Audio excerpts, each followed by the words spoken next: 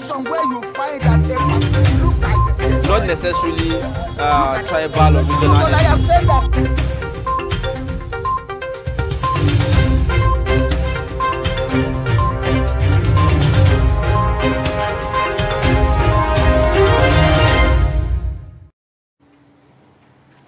All right, welcome back. It is now time for the newspaper review, and we'll start or take off with Daily Trust newspaper. The lead story here has to do with the National Assembly stopping state local governments joint account and rejecting slots for women. And we have writers here that says opposes pension immunity for presiding officers, approves financial autonomy for state legislatures, judiciary.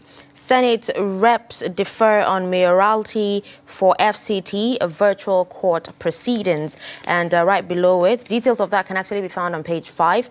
And then right below it, you'd see an infographic of how National Assembly voted on amendment of the 1999 Constitution. So feel free to grab a copy. Right at the top of that story, you'd find a story that says 2023. Kwankwaso to dump PDP for NNP, contest presidency. Details of that on page 15. Buhari for 2-week medical checkup in London. Alafin Oni moved to reconcile Tinubu Aregbesola. You can find details of that story on page 14. And if you go to the bottom there, you find APC. Buhari rejects moves to drop Adamu as consensus national chair. And then on the footnote there, on VIN, customs freight forwarders meeting deadlocked. You also have many flee as bandits invade Niger, SSG's hometown. And then Dangote Cement declares 364.44 billion naira profit in 2021. These are some of the stories on the front page of Daily Trust newspaper. Okay, let's take a look at some more stories on the Punch newspaper this morning. The lead story there states federal government loses out. NAS affirms state's power to collect VAT. And the writers there say Lagos, Akwa Ibom hail lawmakers on value-added tax, say it's true federalism. Senators, reps retain VAT on recurrent list. Local government autonomy scales through. And you find other stories right at the top on page 35. Nigeria lost $50 billion investments while awaiting PIB passage. And this is according to the minister. And on page 24, Russian invasion in Nigeria to evacuate Ghanaians, Cameroonians, others. Oh, that's quite extending a brotherly hand. You find the details of that story on page 24. APC governors meet Buhari, say March 26 convention stays. And on page 9, ASU's demand mustn't violate wages commission procedure. And this is according to Minister of Labour, Chris Ngige. And you find other stories on the Punch newspaper. 2023, separate politics from security, LCCI warns federal government. And then there's a pictorial there of the National Youth Service Corps 2022 Batch A Stream 1 members during their swearing-in at Kuba Orientation Camp in Abuja. These are basically the major stories on the Punch. All right, so I'll move on to the Guardian newspaper, and you have the lead there. Buhari leaves for Nairobi, London, as fuel scarcity bites harder nationwide. And writers here that says Kaduna Ilorin motorists sleep at filling stations. Marketers deny blending of adulterated petrol, says product is yet to be evacuated. Will not lift PMS for depot owners selling above 148.77 naira, says Nupeng. NMDPRA, NNPC deploy security agencies to check petrol diversion, and then ex-depot price now 185. At the top there, you'd find stories that say disquiet in APC over Adamu Namani as governors allay fears on convention rift. Nigerian volunteer fighters besiege Ukrainian embassy. You can find details of that story on page 3. President writes Senate 6 review of electoral law. 12 people burned to death in Kano auto crash.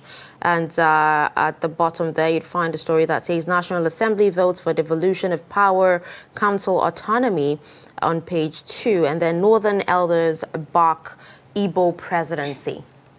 On the Nation newspaper, senators, reps no to bill seeking VAT for federal government. The writers there say lawmakers reject immunity for Senate President, Speaker. Nod for states to legislate on railways, electricity, and then you'd find details about endorsement of financial autonomy for local government. And right at the top on page 7, you see the story about ASU has received 92 billion naira, says federal government. Parley on strike ongoing. Buhari, Oyetola, Tinubu, Kalu eulogize Adeboye at 80. You'd find other stories. President goes on 2 weeks medical vacation. VIN customs agents meeting ends in deadlock. You see the story about commuters stranded, motorists groan as petrol scarcity bites harder. Buhari turns down governor's plea to drop Adamu. These are the major stories on The Nation. All right, with that, we'll go to Tribune, the Nigerian Tribune, and we have a lead story on Constitution review. Senate reps support independent candidacy, devolution of powers. We have writers here that say reject immunity, life pension for presiding officers, diaspora voting. Move airports, railway, correctional service from exclusive list to concurrent list. 45 clauses scaled through both chambers to be transmitted to state assemblies. Senate passes 47 clauses. Reps pass 56 clauses. Lawmakers reject women-related bills. Senate approves financial autonomy for local council, state legislature, and judiciary. Details of that on page 8. And then we have Buhari to undergo 2 weeks medical checkup in London. What PDP must do to win 2023 elections, says Tambuwal. At the top there, you find APC chairman. Buhari sticks with Adamu, rejects APC governor's plea. No plan to shift convention dates, says governors. And then Oyo government sues EFCC for questioning security vote, consolidated revenue fund disbursement. An agency releases state accountant general from detention. I think these are some of the stories on the front page of Nigerian Tribune.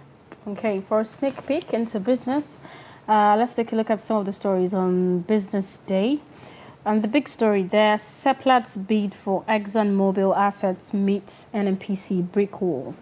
And then you find other stories talking about Nigerians' petrol tanks run dry, yet feel inflation. And there's a pictorial there that shows you how the fuel scarcity is forcing many Nigerians to buy petrol in jerry cans to resell at the black market. And then you see other stories that talk about devolution of power. States get rights to generate own electricity.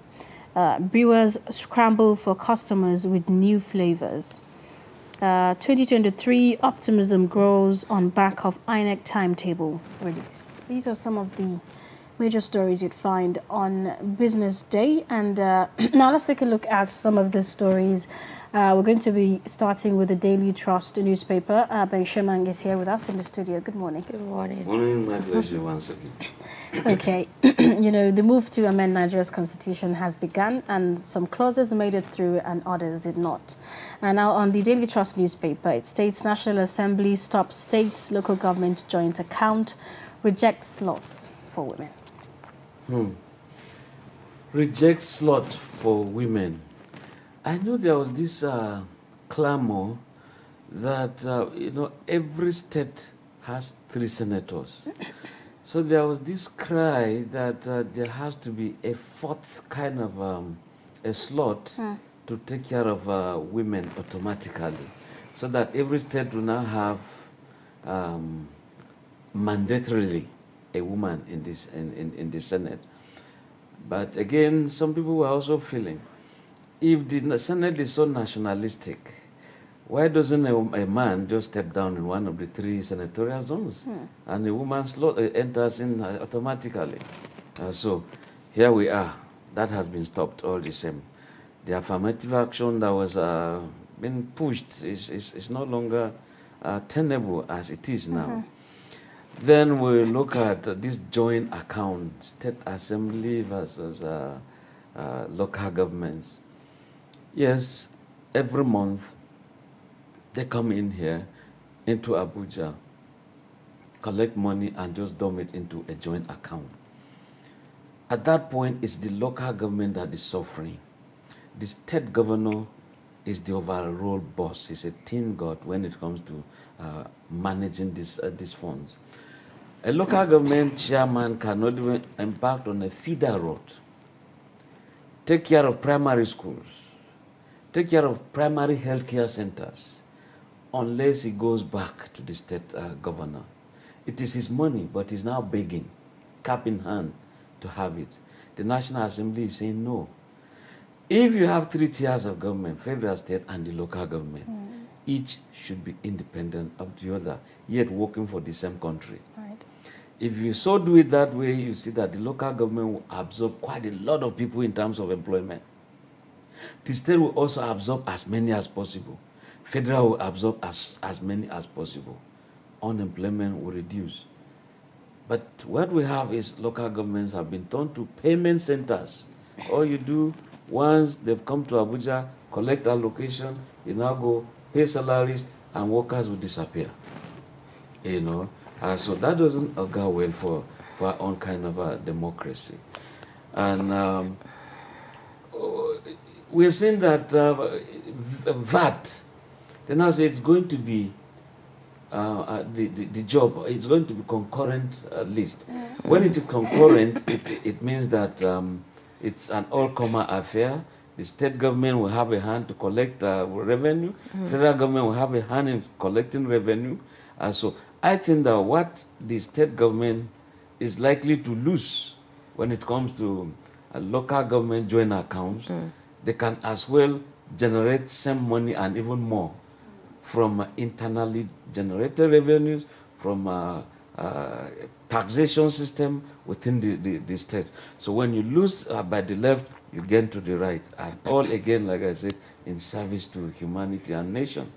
All right, now talking about lists, concurrent lists, what about the nod for states to be able to legislate railway and electricity? Is that a good thing? Honestly, it is a good thing, because we've had instances where some states generate electricity, but you now have to send that electricity generated into the national grid. And when you send it to the national grid, now the distribution company picks that, and sometimes they send to some states where they say they are more viable, there are more industries there, there are more population there. Now, you generate, but you are not benefiting from it. And that was why, I mean, when they said break it, so that individuals can also participate. I remember Bat Energy. He went into that in Abia State. He was able to kind of bring his own company, Geometrics or something, and there he's using it as a test kind of how an individual can generate electricity, can distribute electricity, can also sell this electricity and make money. So if that individual is doing it, it also follows that state governments can do same and survive. So it should not just be an exclusive kind of a thing. No. And when you also look at the rail system, right from the colonial era, when they made the rail from Lagos to Maiduguri, pass through Kavanchan, go to Kano, go Nguru, go Sokoto, and back to Minna, Kano. It was to pack many of our resources and not just to provide transportation for the Africans. No, to pack our granite, pack our cocoa, columbite, and go develop Europe. I remember what Walter Rodney would say, how Europe underdeveloped Africa. So, but do you think states have the capacity to actually generate their own power themselves? Because it seems like some states, you know, will be on the receiving end. Let me tell you this. Situation forced you You stayed in a filling station for over 2 hours. That's horrible. It was horrible. You had to make way to ensure that you survive. Right. So there are states that are indeed capable of surviving. Just that because there is this national account, people go there, they share, they allocate, and you take and go. But when they say you can generate your funds, of course you generate. Tell me the state that cannot have railway. If you say you're looking for transportation, for example. I mean, so railway should not just be exclusive right of the federal government. It should go to states, it should go to individuals. It should even go to local governments once you have the capacity. I mean, the developed world, you look at local governments, they have the police. Some states will have the police apart from the federal police. And so when it comes to joint operations, all of this will be on ground to pursue criminals or make society better for it. So it's nice that we begin to, shed more power.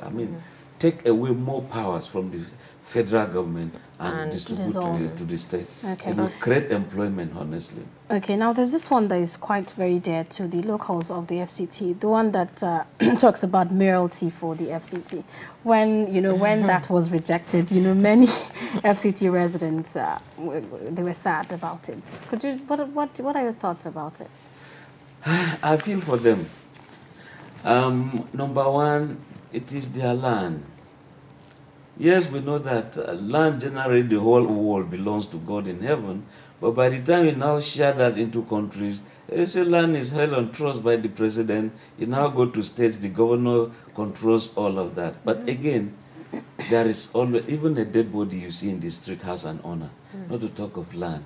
So if you now have FCT and the indigents are saying, look, let us have this thing you call principality or a mayor to run this territory, appoint a minister who is indigent, Now, it's been thrown away. They said this is federal capital territory. If you look at it, the Baggies in particular, they have a particular kind of a pattern of life. Many of them, they said they are the owners of Kaduna Metropolis, for example. But each time development is coming, you see that they are shifting grounds to rural areas. It's their own pattern of life. You see that some areas in Abuja where they were settled, either around Apo or Buhari area, you see that they sell this area, this accommodation, and they keep on moving. You also have the Bandaras here, you have the Fulani Hausa, and many others who indeed are in FCT. They all have been clamoring together to see that each time a minister is supposed to be appointed, he'll be an indigent. And if you made it a mayor, therefore, it's going to be like a state. Because the minister of FCT takes the position of a governor. Right. And if you have that, therefore, they don't have a House of Assembly, but the reps, House of Representatives, has been mandated by law to make laws for the federal capital territory. So, there are the laws, but if the federal government now says it is a federation, therefore Abuja belongs to everyone, you can now see some people, Igbo, Yoruba, Hausa, Fulani, Tiv, Jukun, Katafs, all of them, people clamor to contest in Abuja. Sometimes when they don't win, they go back to their states. Sometimes when they don't win in their states, they come back to Abuja. And that's where I also expect that in the constitutional amendment, we should be talking of state of residence than state of origin. Because many people, children born here, they don't even know their states, they've not visited, not to talk of local governments. You are now told to go and get an indigenization form or certificate of origin attesting that you are. You go ask the guy, what's the name of your local government? He doesn't know. Senatorial district, he doesn't know. All he knows is I was born in Abuja. All he knows is, yes, they said my parents came from Maiduguri, but all the while we've been in Ibadan. And so I think that such people should be able to contest elections, because that's where the parents live, that's where they pay their taxes and all that stuff. Okay.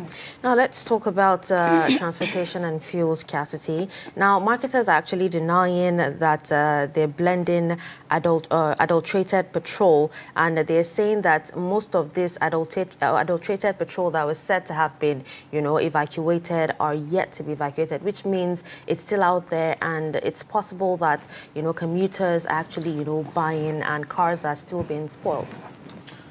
Yeah, you see, that is where some agencies are failing in their jobs. If we do have SON, Standards Organization of Nigeria, what is the real content of petrol in its ordinary form? If there are some equipment that you used to see, oh, this is adulterated, this is where SON can go in.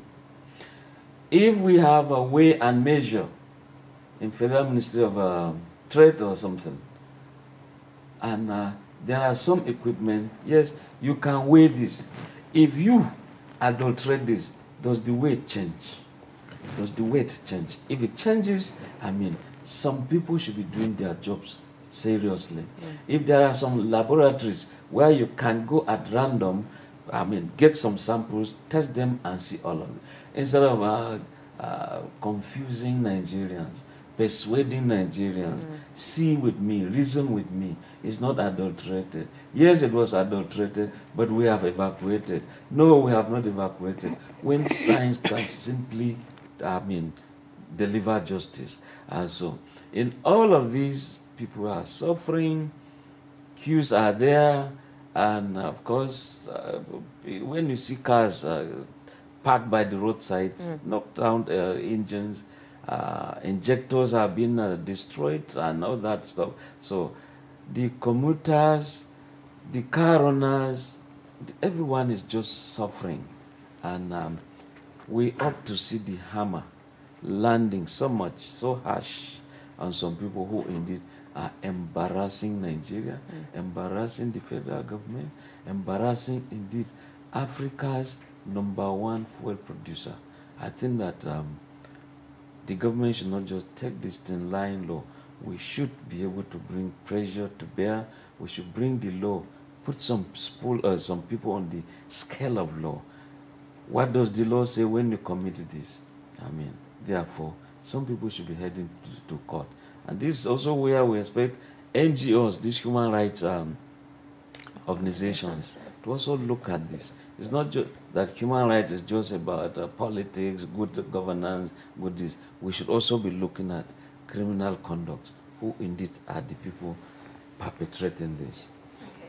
Now, we're also seeing that amid Russian invasion, and then Nigeria is evacuating, its citizens, and now we're seeing they're also reaching out to evacuate Ghanaians, Cameroonians, and others. That sounds quite appealing, isn't it? Yes, big brother. Nigeria, even at independence, we had this technical aid corps where you send Nigerian doctors to some needy nations, teachers, doctors, pharmacists, architects, the media, you send them to train, deliver service. So this is a situation where if Nigerians, yes, can do it to its citizens and do it to fellow African citizens, why not? I think they should be able to do it. When xenophobic attacks were so much in Nigeria, a private airline decided, look, federal government, I want to go park our citizens, and it was allowed. So they did all of that. And you see, then I can also see that Nigerians have started going to Ukrainian embassy. So we want to volunteer to go fight for them. Russia. That, Okay. Yes. So if you say volunteers are all over the embassies trying to offer to go fight, it's wonderful. But I like one other thing. Parents are disturbed that many governors gave scholarships to people to go study medicine and other professions in Ukraine. Somebody was telling me that those doing medicals, they returned them. They said, no, you assist in terms of treating casualties, so we can't allow you go, something like that. And I saw that in Sokoto, they were able to gather their students in one place, and they did a video phone call, the governor and some parents. They will call a student, the parents will speak, and they see the photo. So that is so much reassuring on the side of the Sokoto state government. We want other state governments to do same, so that, yes, Nigerians are taken care of globally. Like it is said, an injury to one is an injury to all. If therefore one student is affected from Zamfara state, the Enugu man should feel, oh, my child is affected. So we should come together and evacuate these Nigerians.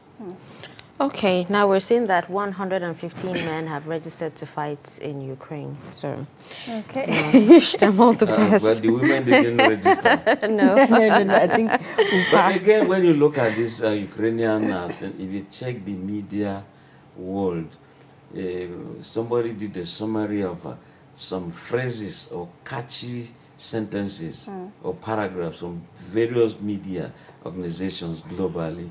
You now see that some people are saying, in Europe, you see, look, they're calling on fellow European countries to act and save Ukraine, that this is Europe. It's not one far-off country in Africa. You know, this is not Afghanistan. You know, are we saying other people are subhumans? Rush to save Ukraine because this is Europe. It is not one far remote country in Africa. Save Europe. This is not Syria. Save Europe. You know, that kind of a thing. Look, once humanity is affected, humanity is affected. Anything that is bad, let's just condemn it globally.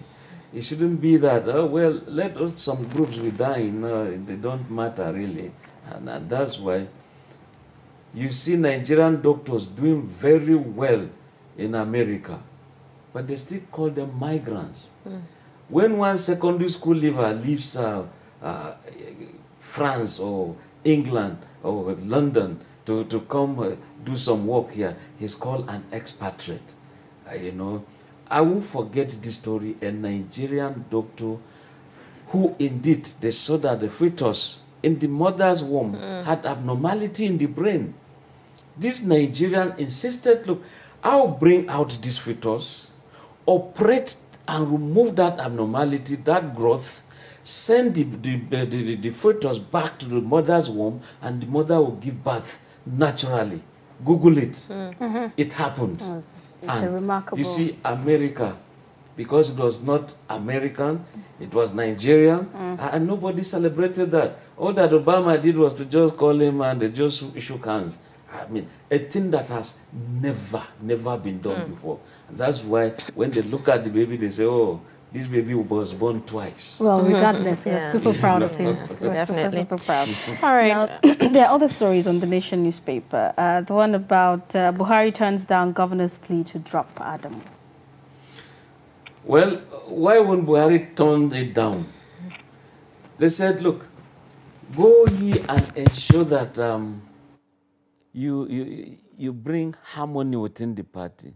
The discordant tones here and there, the destruction that the party was almost faced, or that was facing.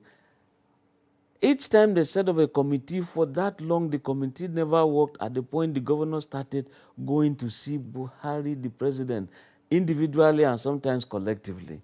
President, we have brought this problem for you. Resolve it for us. Help us, let us resolve it. And that was why at the point where they said, means of selecting candidates, it's either going to be direct, indirect, consensus. And at the point the president felt, okay, Abdullahi Adamu is the consensus candidate. Okay, they left. But after some afterthought.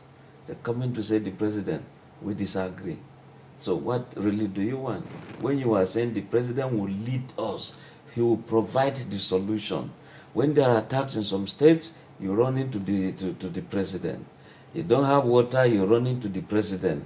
Meanwhile, you have the vote, you control even the local government votes. But everything, the president will have to help you to decide. And that is why the president is also scoring today. He said, look, if Abdullah Adamu, we said, go ye and reconcile the entire factions. Of course, he didn't do it. But all the same, Buhari says, he is almost a Khalifa. He's a crown prince when it comes to this. Now the governors are saying no. But they shouldn't do this when indeed they are going to face the campaigns in the country. Because it won't augur well for them as a party. And their weaknesses could be the strength of opposition party. Could be ABGA, could be PRP, could be PDP. And I saw PRP doing very well in the run of elections or by-elections in Plateau State.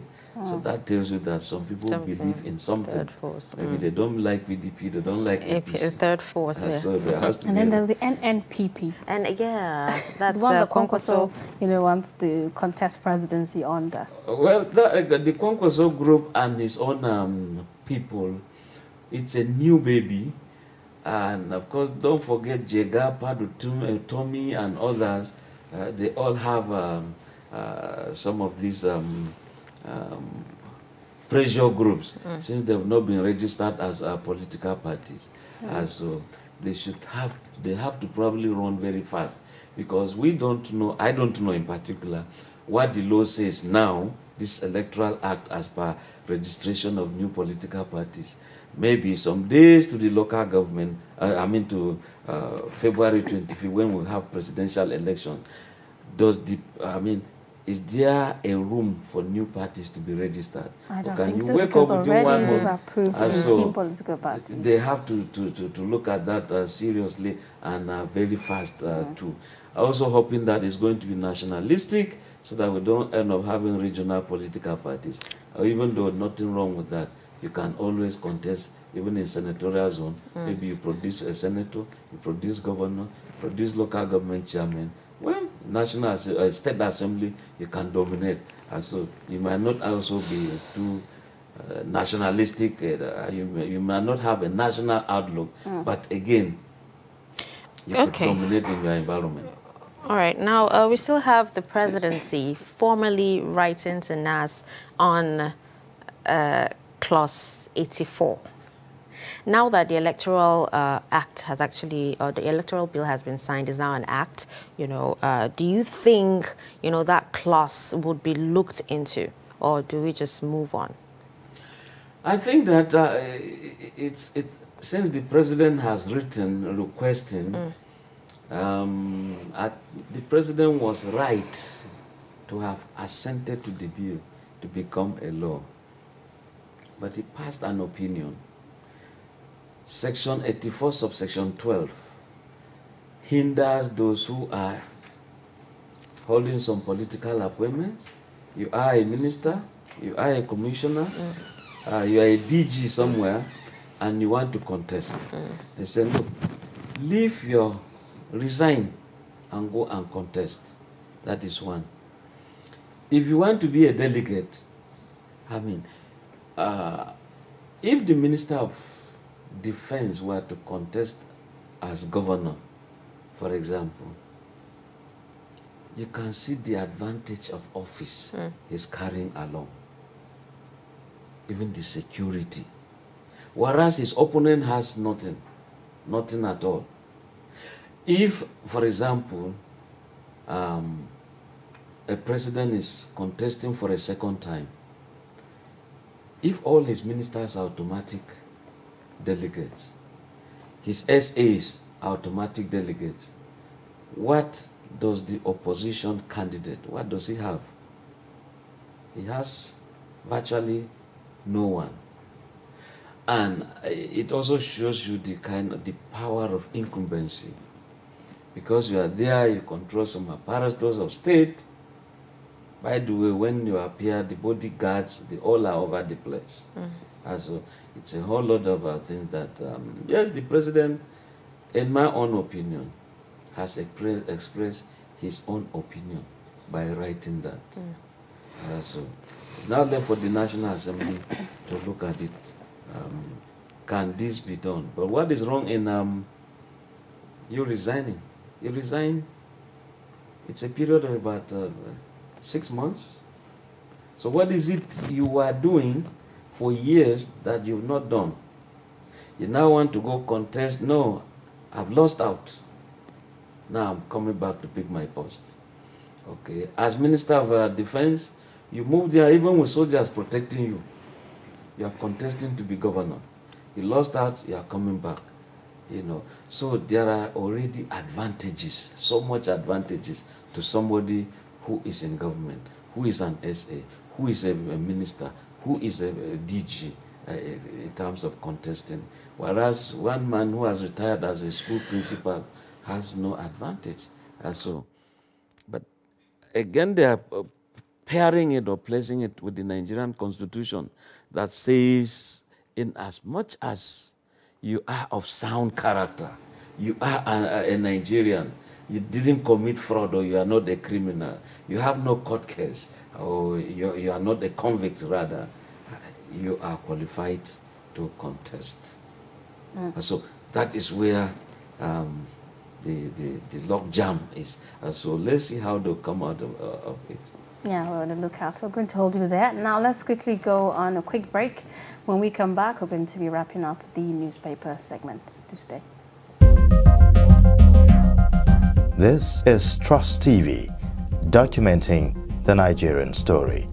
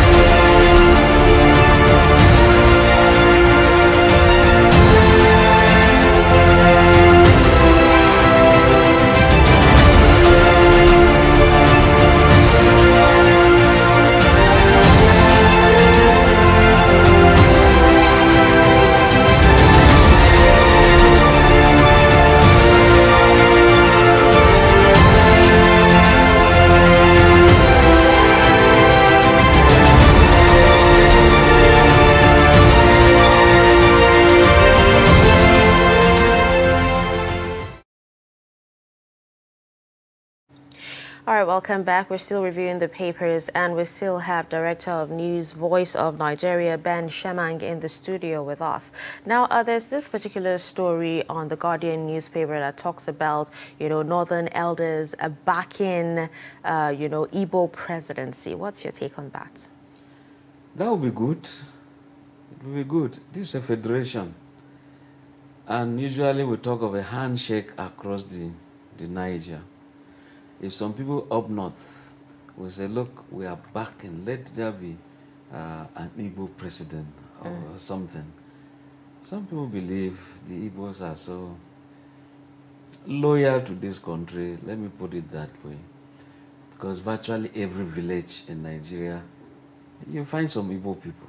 That by way of selling some tablets, they are the mechanics, they are the ones selling provisions here and there, But sometimes the way we cast headlines, when you say northern elders, I don't know who these elders are. You mean all the elders in Kaduna State, all the elders in Borno, all the elders in all the northern states sat down and say, we need this.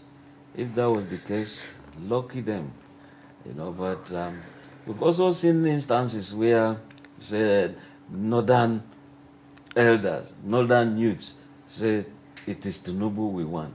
Northern elders, northern this, no, it's Osinbajo. Northern this, oh, at the point you even see northern pastors say yes to so. Sometimes the way we cast the headlines, you could have a group of some people from the north, but is it enough for you to do a kind of a generalized headline? Just like you say, northern women say, on so candidate we stand. The entire northern women? I know, how was it done? What kind of statistics? When was it done? Where was it done? By who? You know, but if truly some people feel that they should come, the presidency should be zoned to the north, why not? After all, APC has said, look, the national chairman of the party will come to the north. So it follows automatically that the president should come to the south. But like we once said here, who defines the south? When there is south-south, there is southeast, there is southwest. So where will it be? Just like we once had a DG Taiwo Alimi, he said in Ogun State, governorship, the position of governor was like like lawn tennis. The south of the state will play to the north of the state. The north of the state will reply. So when there was misservice, the team fell down, and that was how the Yewa people, the Shagamu people were able to produce a governor by way of Benga Daniel, whereas it used to be between the Ebas and Ijebus. So if we say power should just go to the south, is it going to the south-south? Is it going to southeast? Is it going to southwest? And you can see the clamor. The list is long, so long. Even within the southerners themselves. Exactly. Even within the southerners, check how many Igbos are clamoring for it. Go to Niger Delta, check and see. At the point they say, oh, APC is trying to bring back good luck Jonathan, bring back Jonathan. You know, then you go to southwest. Some people are saying, look, Osinbajo, come out, shout, let us. Now, you have southwest, you have Jagaban of Borgu, and I can see that Osinbajo too has also been given Jagaban of Adamawa. We have quite a number of Jagaban. So you can see there is something in that Jagaba, and that Jagaba Keep may on the forward. leader who must, you know. We hope to see how we are super anticipating to see how the 2023 elections is going to be. It's going to be quite remarkable. Absolutely, and we also expect that I should be without rancor. People, youth should not be used as a vanguards. Don't, when they give you some drinks to destroy other people, please don't do it. Ask them, my Oga, where are your children? Let them come and join us. Their children are in Ukraine, they are in London, they are in America, but you are left here. Exactly. They give you one big stick and say, no, destroy them. I hope we don't get to see that. We shouldn't, Hopefully. honestly. Well, thank you so much. Somewhere you find that they must look like the same. Not necessarily tribal or regional. But I have said that